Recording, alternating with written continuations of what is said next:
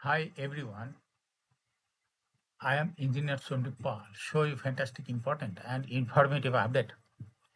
Stock market news of Dhaka Stock Exchange and Chittagong Stock Exchange stock market. Before beginning, like the video and subscribe the YouTube channel Engineer Sundeep Paul. It is educational video.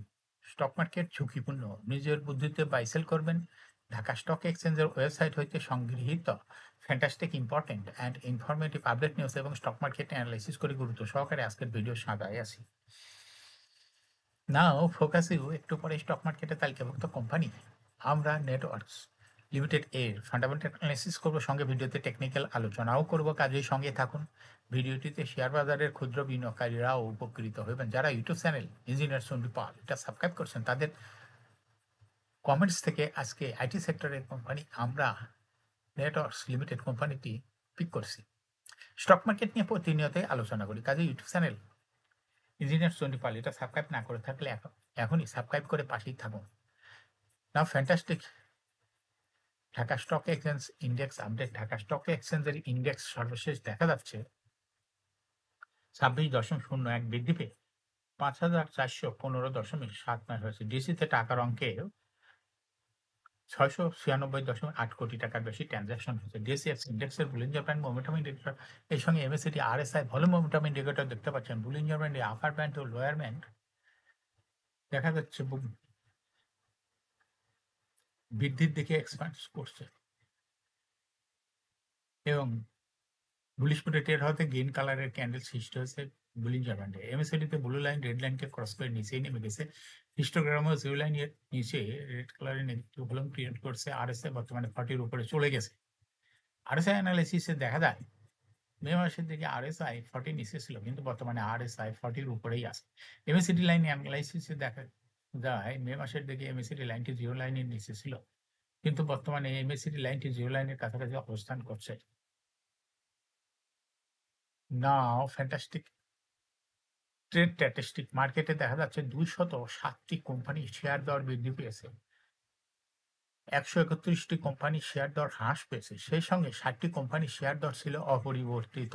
না fantastic index mover যে সমস্ত company ইন্ডেক্সকে উপরের দিকে তোলার চেষ্টা করছে তার মধ্যে প্রথমে রয়েছে ওয়ালটন হাইটেক পার্ক, ইন্ডেক্সকে 4.26 প্লাস করছে। এরপর পর্যায়ক্রমে রয়েছে Islami bank, IFIC bank, SIBL, AB bank, standard bank, Exim bank, premier bank, first security Islami bank.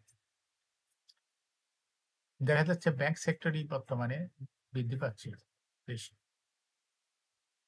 যে সমস্ত কোম্পানি ইন্ডেক্সের নিচের দিকে নামানোর চেষ্টা করছে তার মধ্যে প্রথমে রয়েছে হলো লাফার্জ হোলসিম বাংলাদেশ, ইন্ডেক্সকে 1.4 মাইনাস করছে। এরপর পর্যায়ক্রমে রয়েছে ব্রিটিশ আমেরিকান টোবাকো, বেক্স pharma, GQ ball pen, square pharma, Kohinoor chemical, Olympic industries, Beacon pharma, Asiatic laboratories, Eastern bank limited.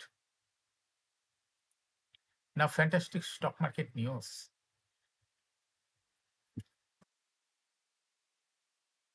চলতি সপ্তাহে রবিবার, সোমবার ও মঙ্গলবার শেয়ার বাজারে তালিকাভুক্ত মোট 8টি কোম্পানি ডিভিডেন্ড ঘোষণা করেছে। তবে এর মধ্যে 6টি কোম্পানি বিনিয়োগকারীদের লভ্যাংশ দিলেও 2টি কোম্পানি এবারও নো ডিভিডেন্ড ঘোষণা করেছে।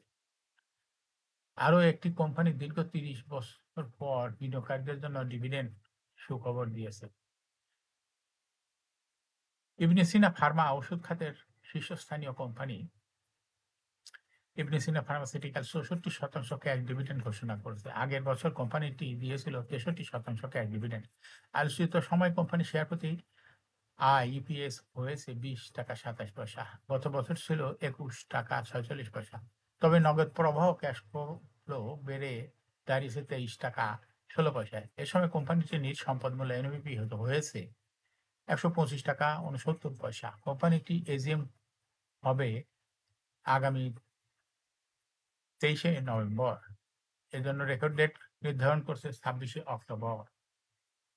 অ্যাপেক্স ফুটওয়্যার জুতা খাতে অ্যাপেক্স ফুটওয়্যার ঘোষণা করছে 50% ক্যাশ ডিভিডেন্ড। এর মধ্যে 25% ক্যাশ, 25% স্টক বা বোনাস দেবে। তবে কোম্পানির আয় কমেছে। সমস্ত অর্থ বছরে শেয়ার প্রতি আয় দাঁড়িয়েছে 8.62 টাকা, যা গত বছর ছিল 11.22 টাকা। শেয়ার প্রতি নগদ প্রবাহ উল্লেখযোগ্যভাবে কমে 56 টাকা 48 পয়সায় দাঁড়িয়েছে। এজিএম হবে 26শে নভেম্বর। এজন্য রেকর্ড ডেট 20শে অক্টোবর নির্ধারণ করছে।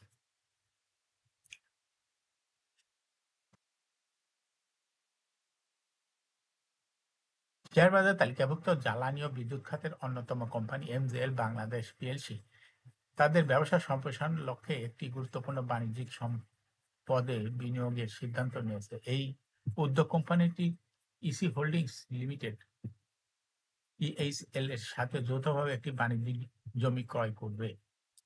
কোম্পানির পরিচালনা পর্ষদ 30শে সেপ্টেম্বর এই বড় বিনিয়োগের সিদ্ধান্ত অনুমোদন করেছে।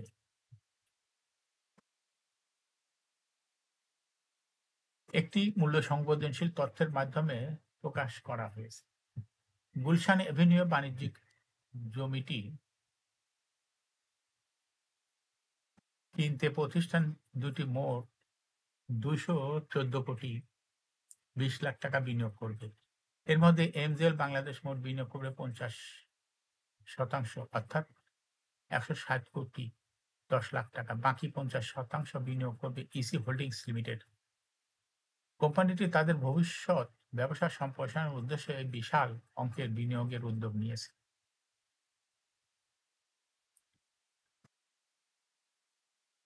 এমজেএল বাংলাদেশ মূলত ইস্ট কোস্ট গ্রুপ এবং রাষ্ট্রায়ত্ত যমুনা অয়েল কোম্পানি লিমিটেডের যৌথ উদ্যোগে তারা শিল্প ও যানবাহনে ব্যবহৃত লুব্রিক্যান্ট অয়েল গ্রিস সরবরাহ করে। সহযোগী প্রতিষ্ঠানের মাধ্যমে এলপিজি ও সিলিন্ডারের ব্যবসা পরিচালনা করে।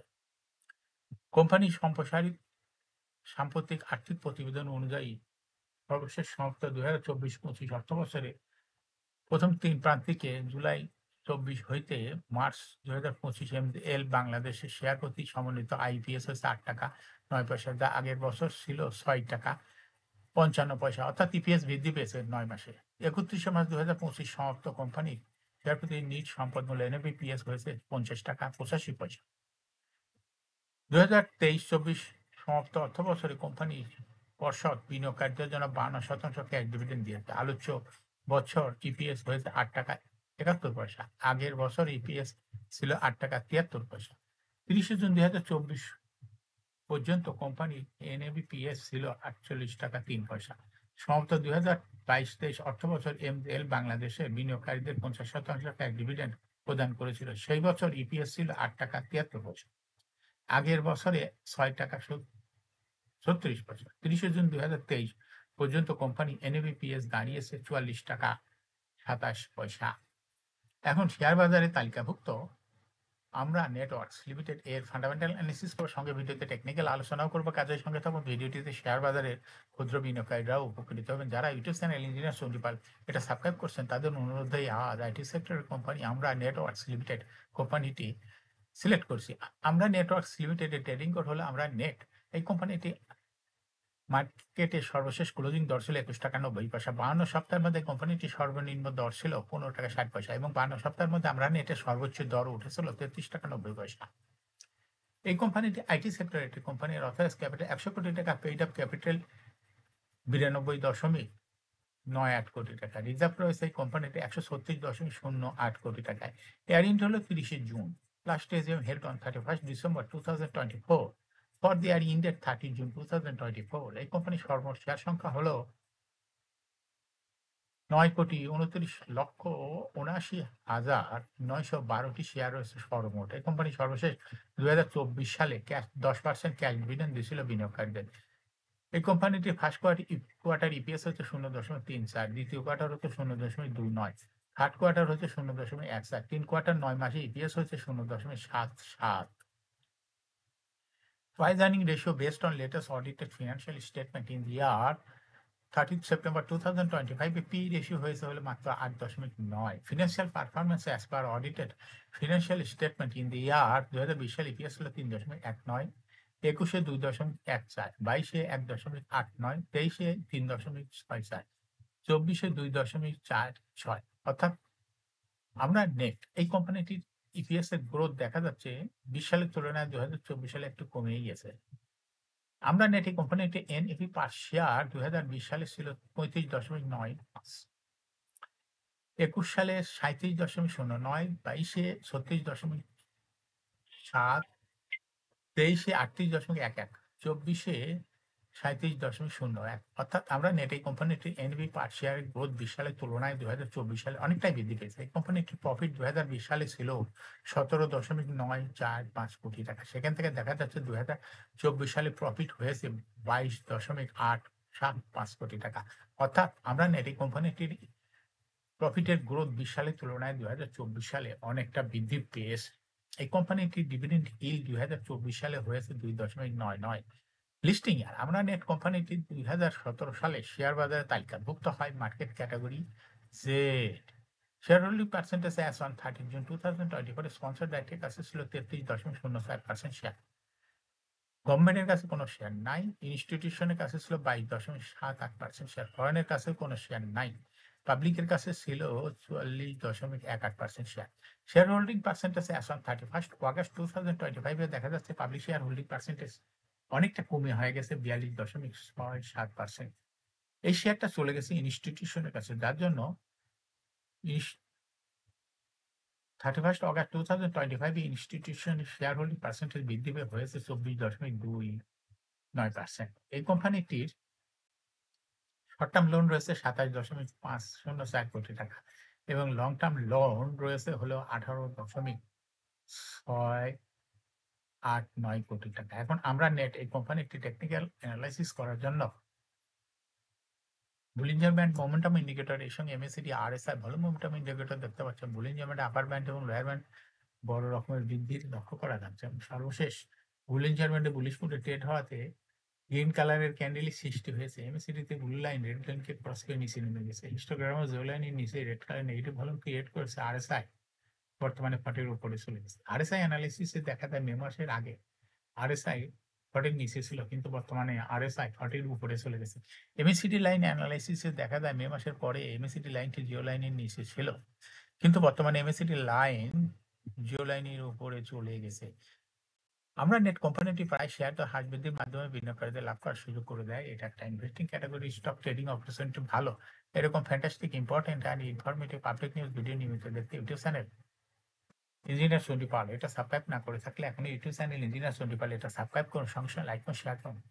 এই ভিডিওটি ফেসবুকে শেয়ার করুন, টুইটার শেয়ার করুন এবং হোয়াটসঅ্যাপের মাধ্যমে শেয়ার করে আপনার ফ্রেন্ডস অ্যান্ড ফ্যামিলিকে শেয়ার মার্কেট সম্পর্কে জানার সুযোগ করে দিতে পারেন। যারা already YouTube channel engineer Sandip Pal এটা সাবস্ক্রাইব করছেন তাদেরকে অসংখ্য ধন্যবাদ।